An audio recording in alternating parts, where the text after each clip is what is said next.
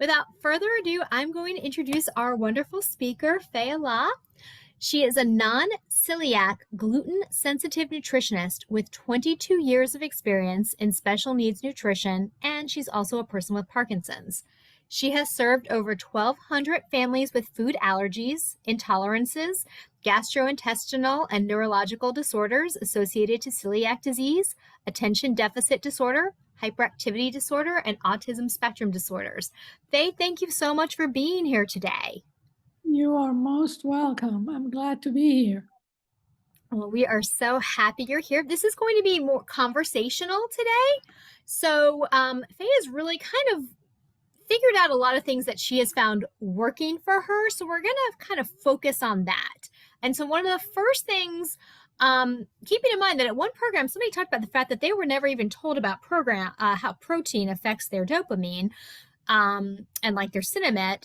But when should you eat to really maximize your drug, both absorption and the efficacy, how that drug is working? What tips would you provide for that? That's a great question.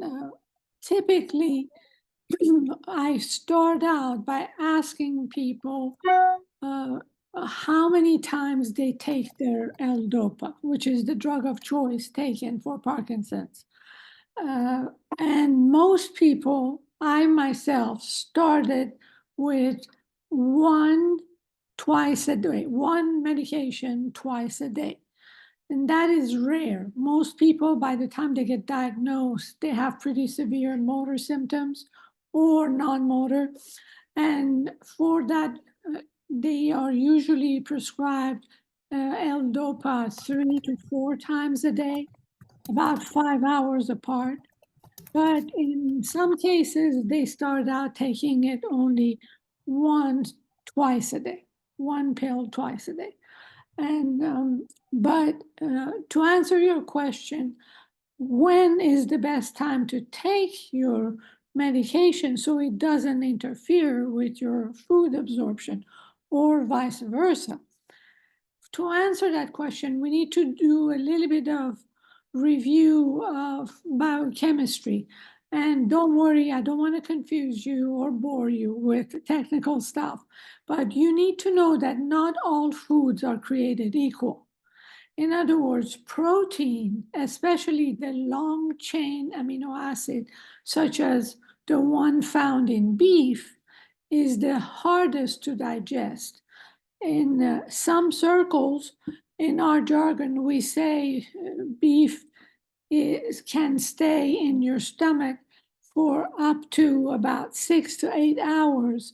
And when it passes eventually to your small intestine, where the majority of our food gets absorbed, it can stay there for up to 10 to 12 hours.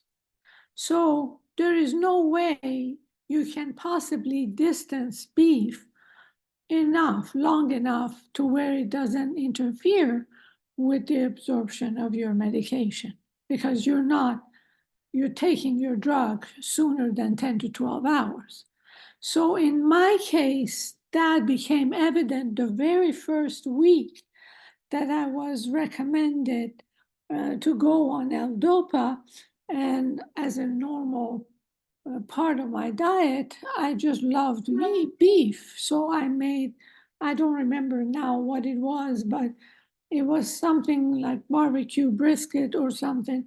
And lo and behold, my right arm started jerking like somebody was pulling it and shaking it. It was a violent form of tremor that I had never had before. So it obviously prompted me to dig down deeper.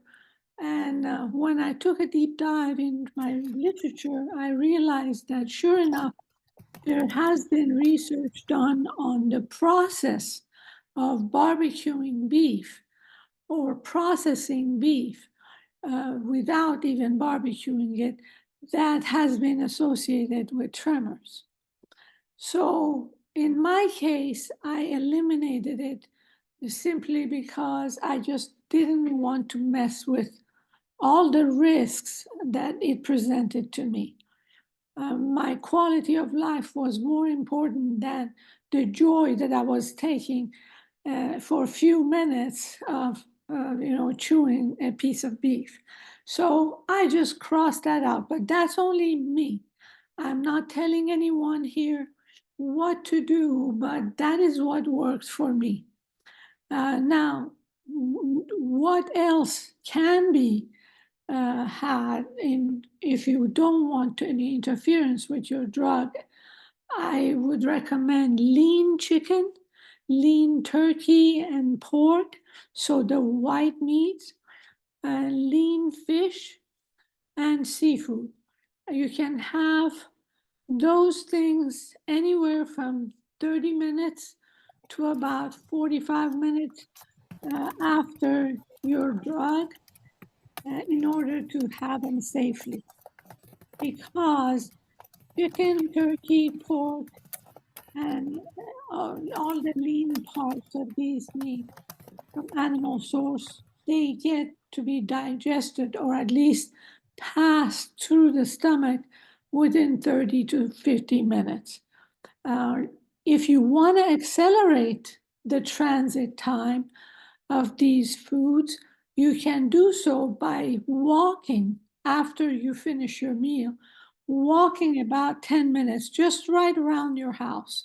You don't have to be going out in this cold winter and doing any heavy exercises, but just keeping your body mobile and keeping up with some movement is enough for you to help the motility of your food into your digestive tract. So that's basically how I time myself. I wake up, I have my drug, then I wait, I set the table up, feed the cat, do whatever I must do, brush my teeth, and about half an hour later, I'm ready for my breakfast. Same thing for lunch and same thing for dinner. And I have had nothing but success. The absorption of food is intact now. I want you to know I have lived with Parkinson's for almost 14 years now. Unfortunately, within the last year, I have seen some major changes in terms of the motility of my intestines, and therefore the digestion is affected.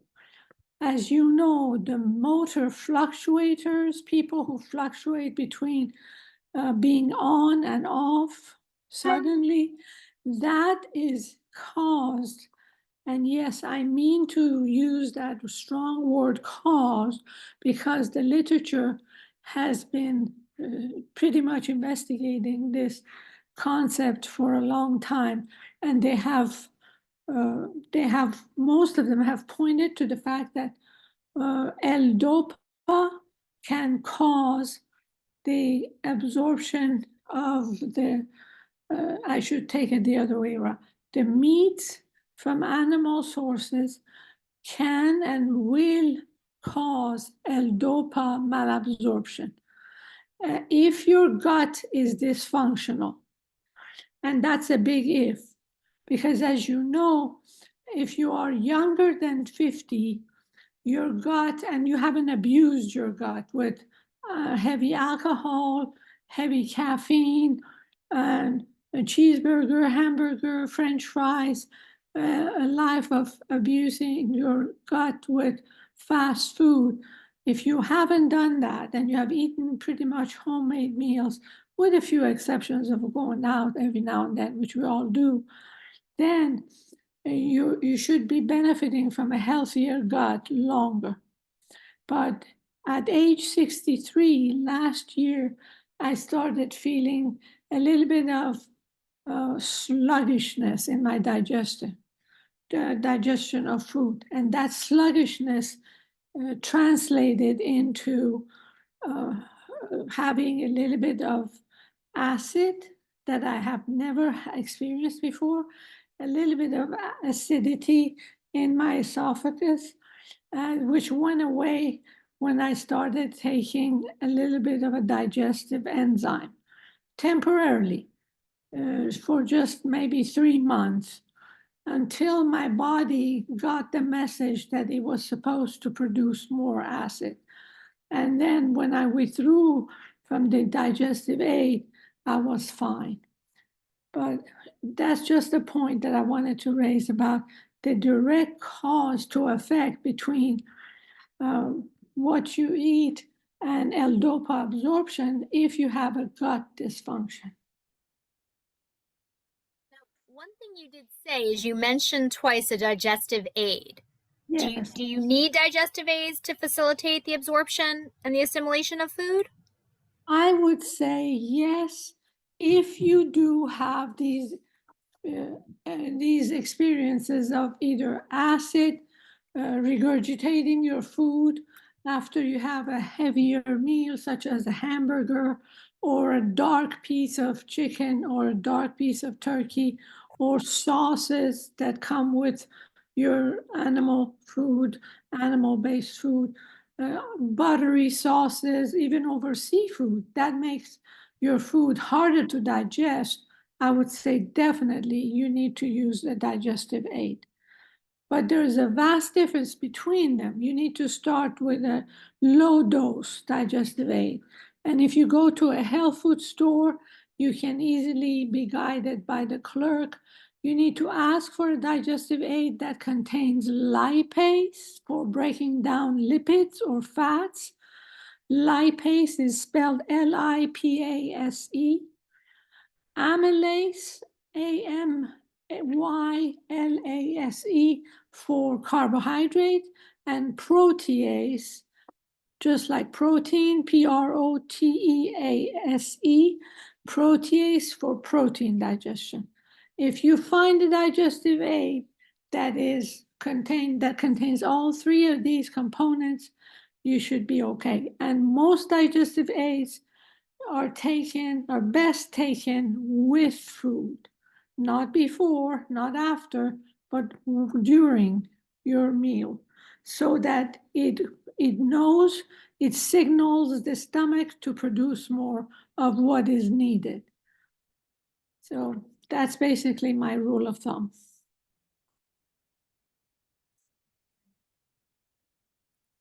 One thing that obviously becomes an issue in Parkinson's can be the dysphasia, the difficulty swallowing.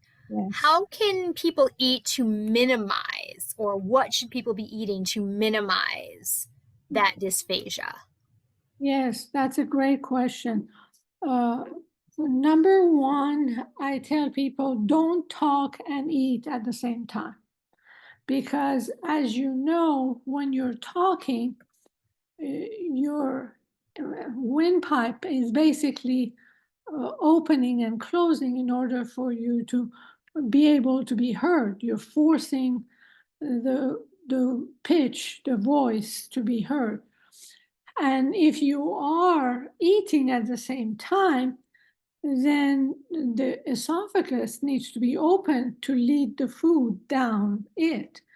And both of these tubes cannot be open at the same time, or you're going to risk aspirating the food that you're eating. And dysphagia is one form of difficulty swallowing that can lead to aspiration of food, which means the food can get into your lungs from the windpipe, basically. And that is a dangerous thing. You don't want to either choke on the food, nor do you want to aspirate it. So to avoid that, I say, make sure you chew your food really well to a paste and take sips between the bites that you have taken.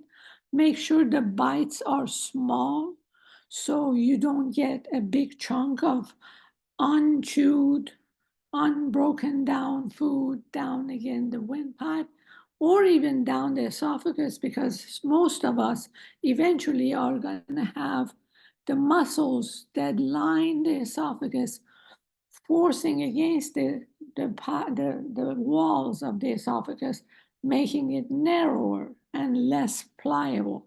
So as a result, it's going to be harder to swallow food. So the softer the food, the better. The smaller the bites, the better. And you need to chew the food well down to a paste and take sips of water in between bites of food so you can push the food down and aid the swallowing.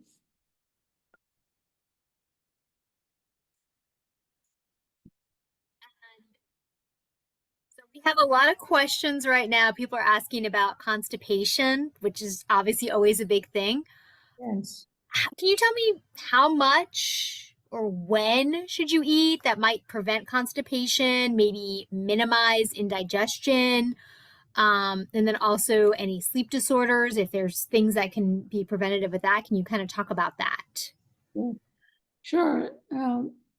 80% of the population of people with Parkinson's eventually will encounter some form of constipation. So it's a very big issue.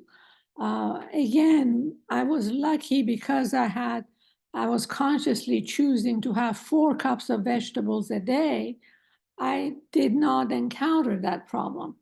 However, again, within the last year, something magically turned about my 14th year of dealing with this issue, that I started having some sluggish digestion. And the signs would show up, especially if I was not at home.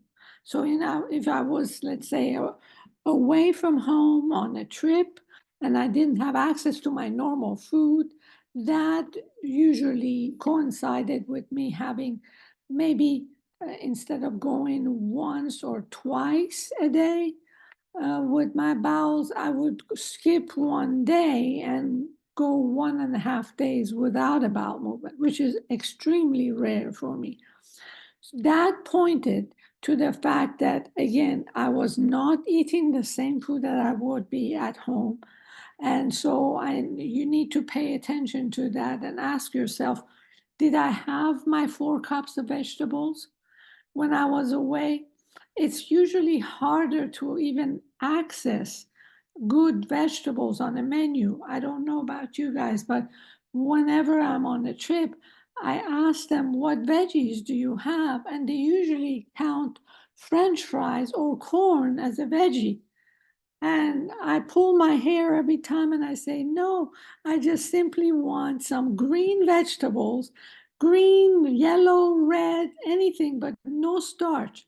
And I would rarely find those items as sides on the menu unless I went to a better restaurant or one that promoted health foods. So that's number one, for you to pay attention to having at least 4 cups of fiber-rich veggies. There could be zucchini, it could be squash, it could be celery. Asparagus is on top of my list because it's a sulfur-containing vegetable that also detoxifies your liver. So you're using it for dual purposes.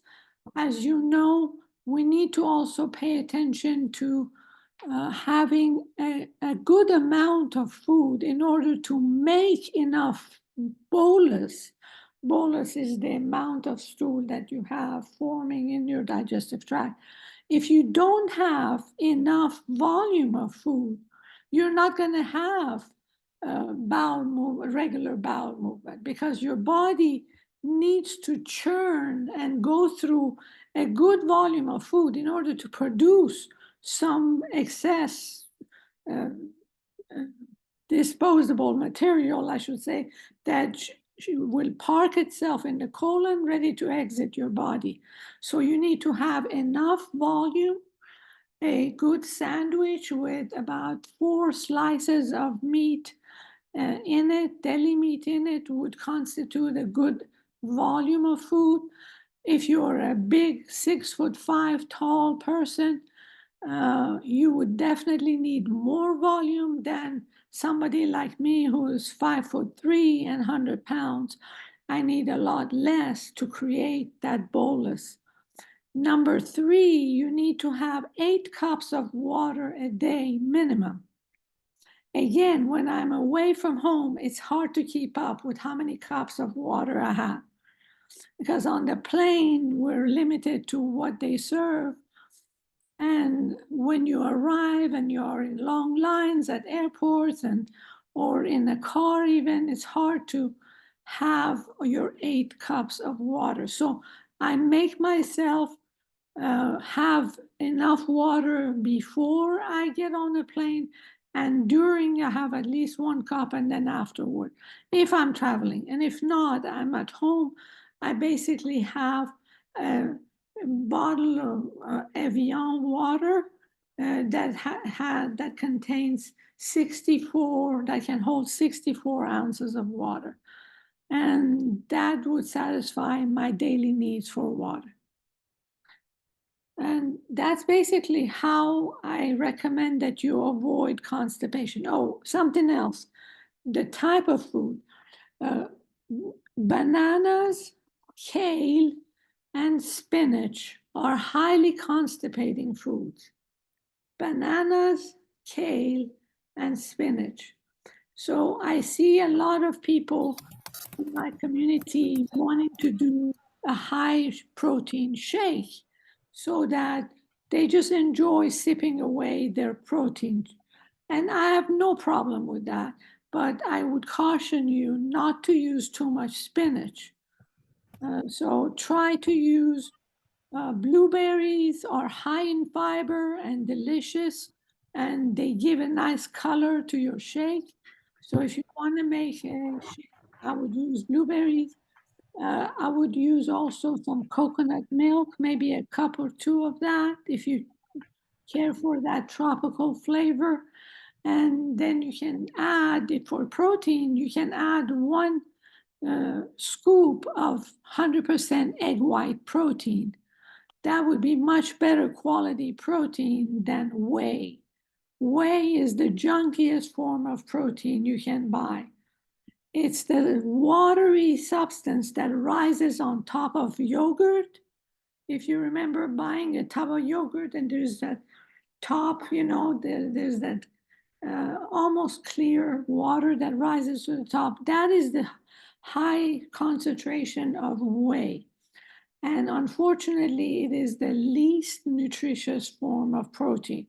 And most of the market is inundated with whey protein because it's so cheap. So for manufacturers, it makes a lot of sense to buy that stuff. They go to a farm and they gladly take it off the farmer's hands uh, by basically buying it cheaply and incorporating it into their whey protein shakes or powders. I basically recommend that you buy a good either soy source if you're a vegetarian, or egg white, or sweet potato also constitutes a good source of protein. So those would be my preferences. And then, as people get older and osteoporosis, or they have other comorbidities and they're starting to lose muscle mass, what could you eat to either maintain or gain muscle mass, or also just reduce the muscle loss to kind of, again, like maintain what you have so it doesn't get worse? Exactly. Muscle loss is called sarcopenia, and that is a major problem for elderly people, period. Whether they have Parkinson's or not, muscle loss is a function of our age. And our heart being a muscle, I worry a lot because if we shrink muscle mass in terms of muscle mass, eventually it's going to affect our heart. And I prefer that people use their protein. First of all, how much protein is needed is best obtained by a formula. If you don't mind the math, take your weight in pounds and divide it by 2.2. And that becomes your weight in kilograms. So just divide up. If you're a 150-pound person, divide it up by 2.2. So let me do that. What? that number becomes your weight in kilograms, and then you multiply that by 0.8. And that is the exact, so a 150-pound person will weigh 68 kilograms divided and then times 0.8. That's 54 grams of protein. That's how much protein the person who weighs 150 pounds needs in a day. Now, let me give you some examples of protein-rich foods. You don't even have to cook, believe it or not.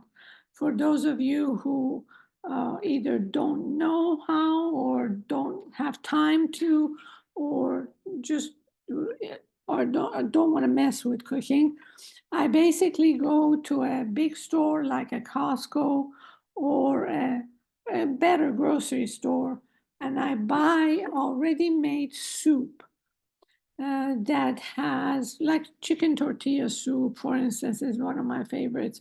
Or you can buy sweet potato or zucchini or squash soup bases.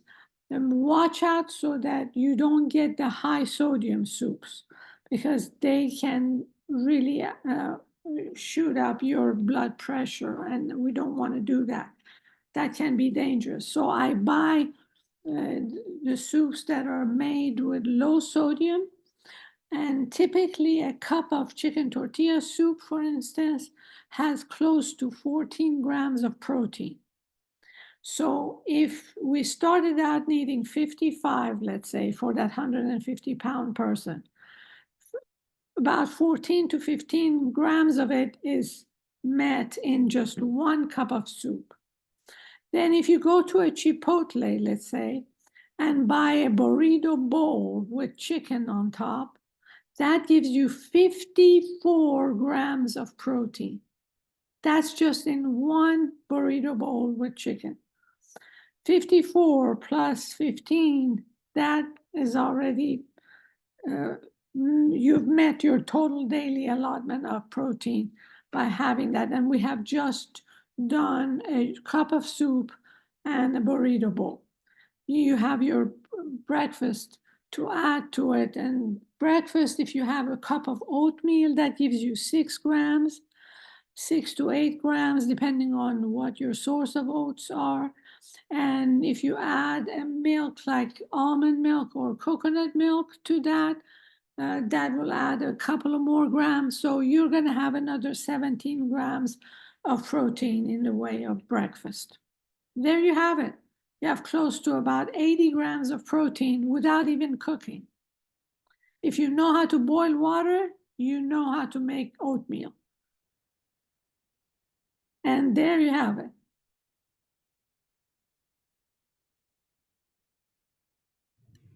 Perfect.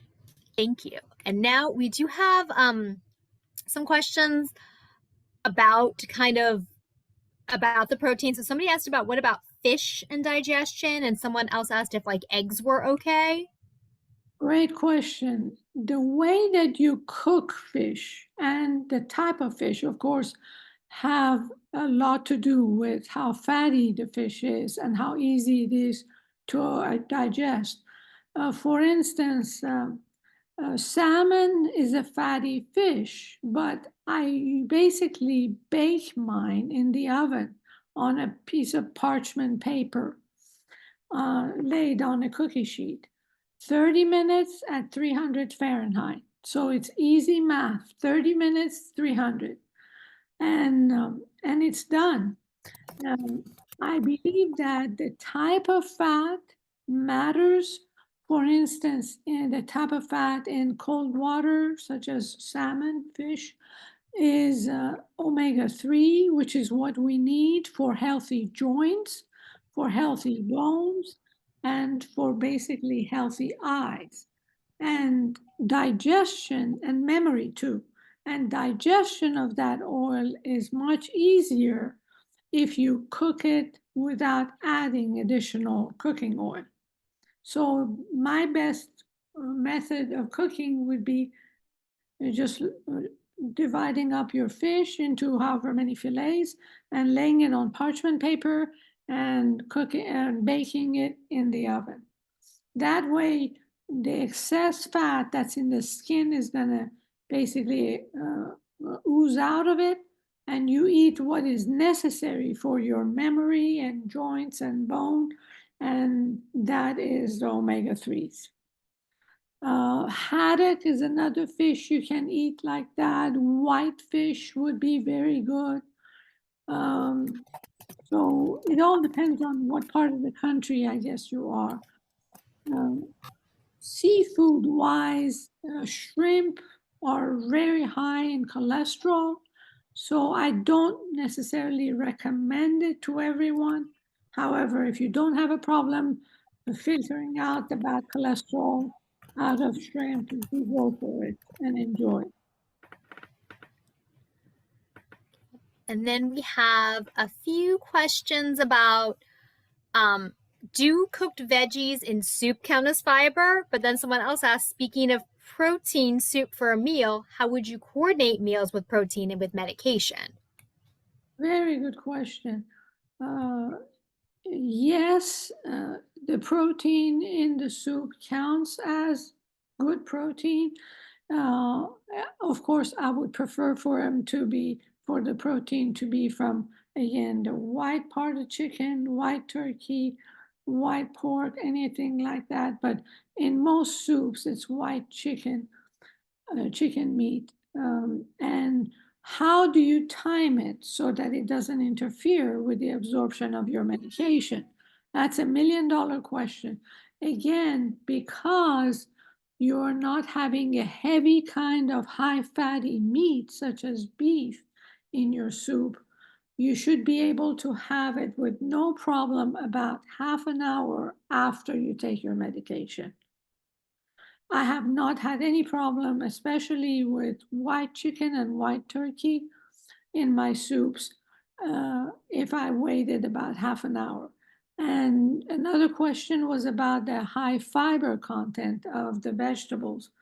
Yes, that would count towards your daily fiber allotment, which is about 35 to 45 grams a day.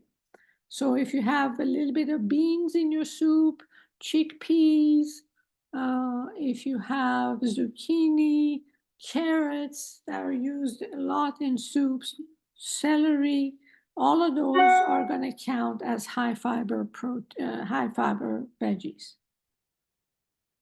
So wait 30 minutes after your medication, and yes, you can count the protein content as towards your daily protein allotment.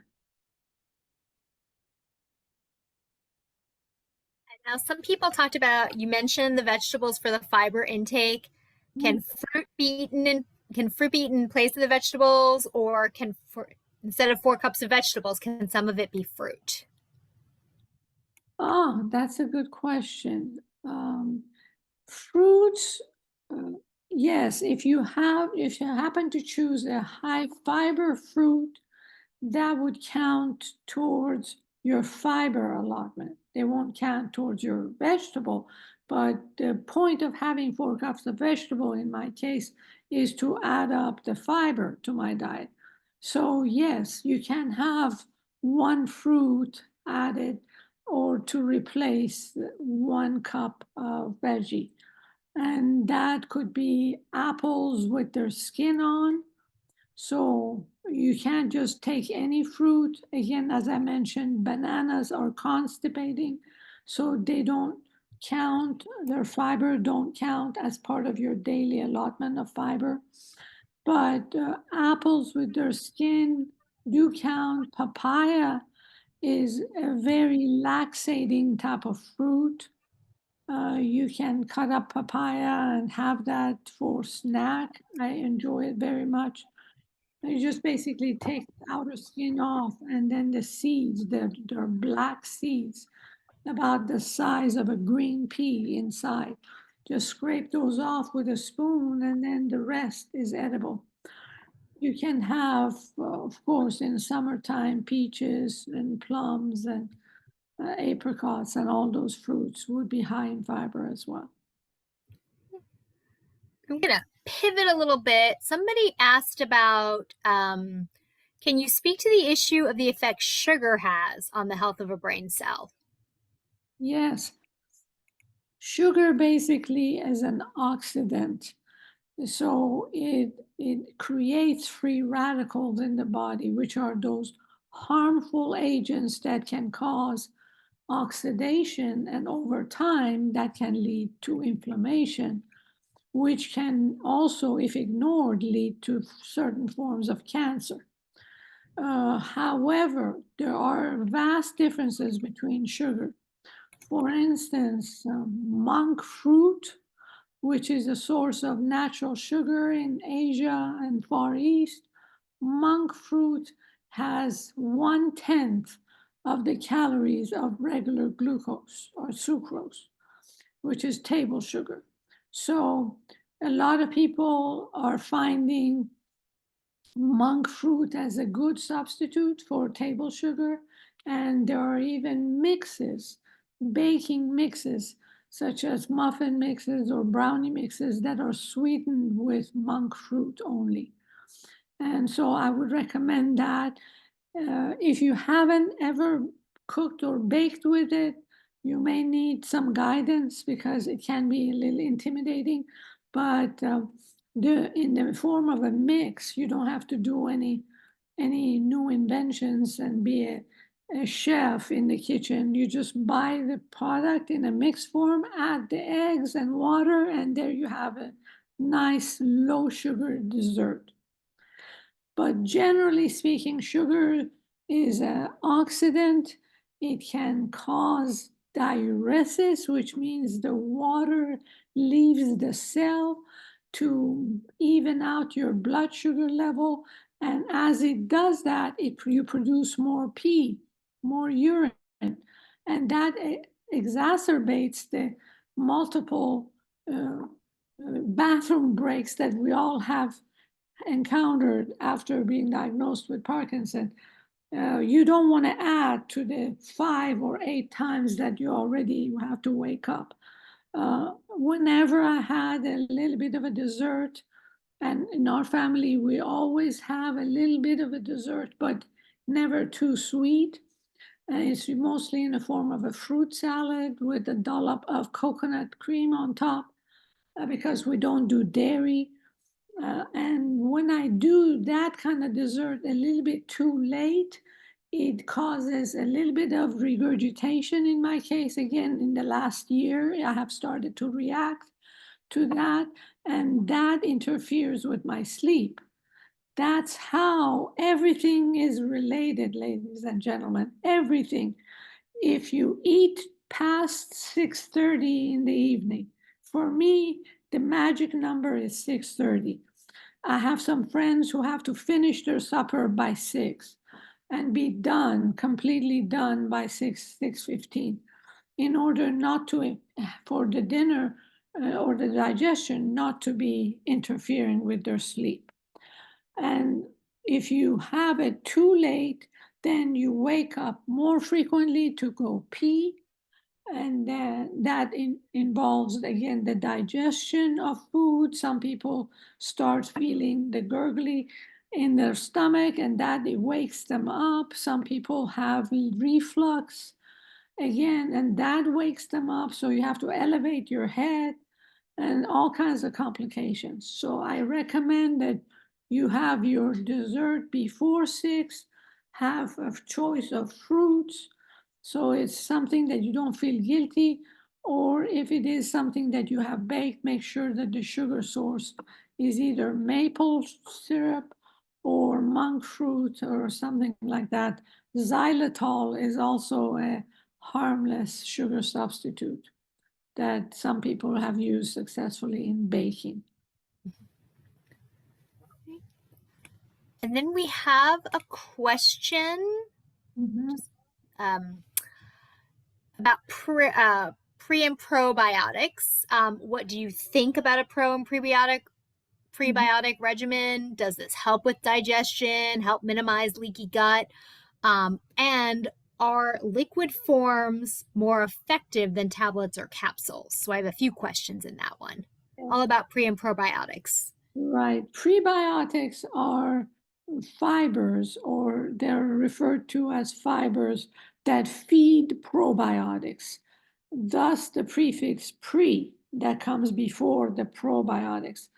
Prebiotics are basically things like bok choy and apple with the skin and blueberries. All of those constitute prebiotic sources because they are high in fiber and they feed your probiotics that should be already in your intestines. A lot of people, unfortunately, as a result of getting sick and fighting infections throughout their lives, they have been prescribed multiple cycles of antibiotics, which has lowered their population of probiotic. Pro means for, probiotic means for life.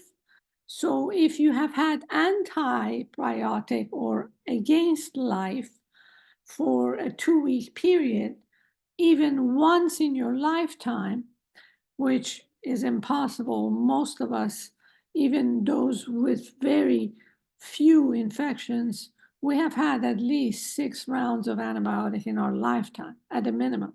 So as a result, our population of probiotic is reduced.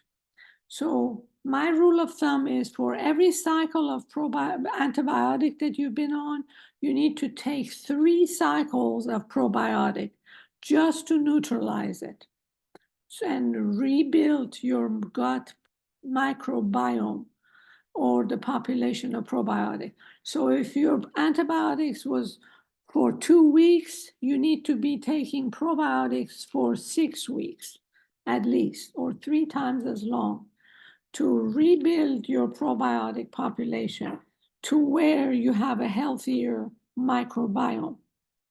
Probiotic, it could be had in a liquid form, as you said, or it could be had in a powder or pill form. That's entirely a matter of personal choice. The liquid ones, to me, are a little bit nasty because they are extremely sour. But then again, some people like the sour taste. So it's a personal choice.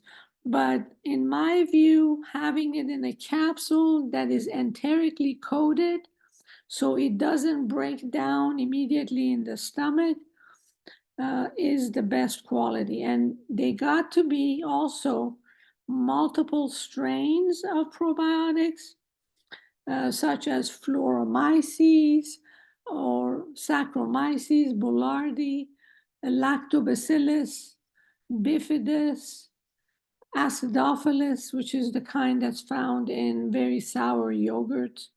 So multiple strains would be beneficial. But the texture or the form of it, it doesn't matter. I would not buy a powdered probiotic because it's not protected or sealed in a capsule.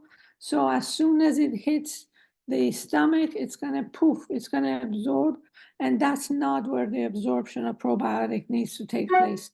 It is in the small intestine. So it is best for it to be in a capsule and the capsule to be enterically coated so it doesn't break apart fast. The slower it breaks apart, the better it is for you.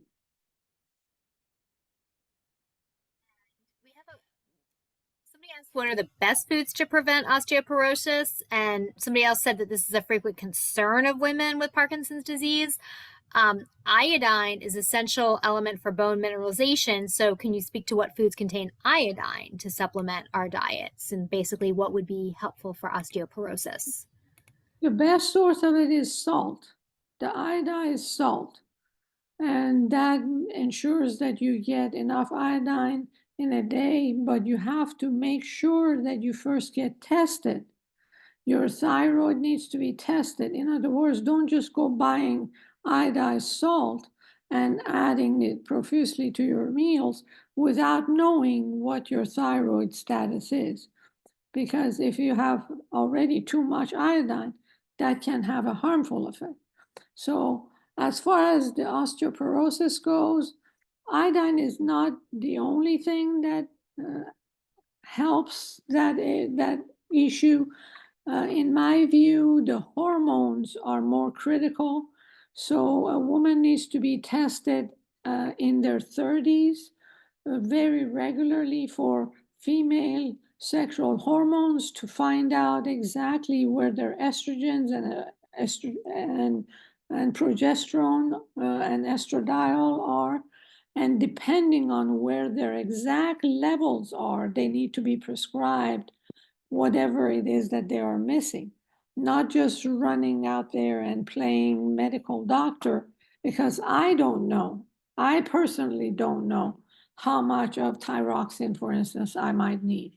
So this is a highly scientific area that I refrain from passing a judgment in because I'm not qualified to tell someone, here you need 100 milligrams of iodine a day, because I don't know, based on your hormone balance, how much exactly will do the trick. But I do know that people who are low on estrogen, which was my case, I was more susceptible to developing osteoporosis because I was from Eastern Europe. I had very fair skin and I had a very small bone structure. I basically can reach around my wrist with the middle and the finger and the thumb. Just wrap it around your wrist, and if you can reach with a gap in between, you are small boned. If you barely reach but you can connect the two fingers, that's medium bone. And if you cannot reach and there's a gap between your fingers, that's big bone. So depending on which, exactly. So depending on which, yeah, that's a sure simple test. So depending on which bone structure you have, you're going to need to be more aggressive or less aggressive with your supplement regimen. I have developed senile osteoporosis in my late 40s. That is the highest level, unfortunately, that it can go in terms of bone loss. So in other words, if somebody hits me hard, uh, playing, just goofing off on the front yard, I'm going to be a pile of bones, basically, which is not very comforting. So I have been supplementing with a good calcium glycinate and citrate, which are the two combos that I have found to be very absorbable and effective for the past 14 years. And I take about 1,000 to 1,200 milligrams of calcium and half of that in magnesium. And thank goodness for these shots. I have also a shot of Prolia twice a year. And after doing all of this for about 6 years, I've started to reverse my T score.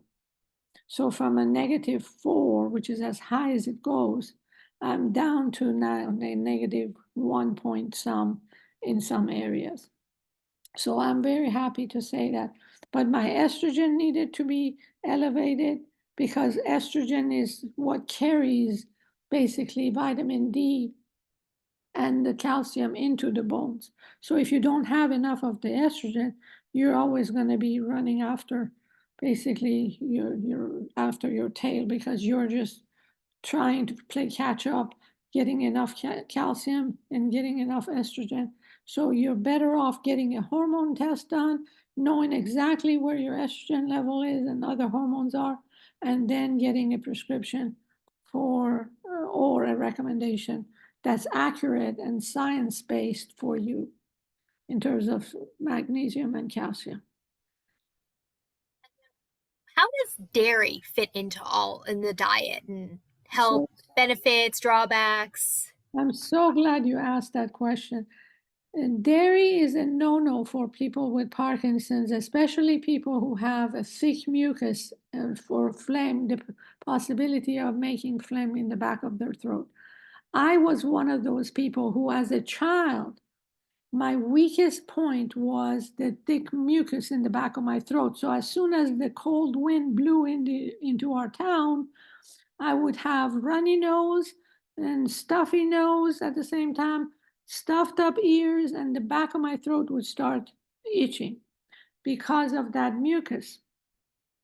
Now, as I grew older and I realized that that was a harmful thing, my parents were on top of it. Thank goodness they had found that certain syrup for children would break down the mucous membrane, basically, that produced the mucus in the back of the throat. And I was on that for a number of years, and that helped me not get sore throats. But now I can't find it. So what I have done is I basically realized the source of producing more mucus, which is dairy, especially the high fat dairy. So high fat milk, high fat cheeses, creams, all of those, even the lower fat ones. I am so super sensitive. I the way that I noticed that I've had some accidental dairy, for instance, at a restaurant when I didn't know the sauce that was covering my meat had some dairy. They put sour cream or cream in the sauces. And the way that I would know that is at night, my throat gets constricted and I get dry mouth and dry tongue, which wakes me up because it rolls and it can be a cause of suffocation. It's a very dangerous thing if you're not careful. I'm not telling you to cut out dairy. I know how much everybody here loves cheeses.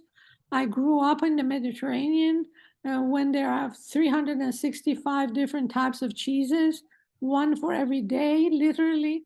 French are proud of that, and so am I, because I grew up there and I got my first degree in south of France. And basically, my pleasure at the end of each meal was to end the meal with a slice of Gruyere or a slice of Brie. So, for those of you who have traveled to Europe, I see some of you nodding, and those are delicious cheeses.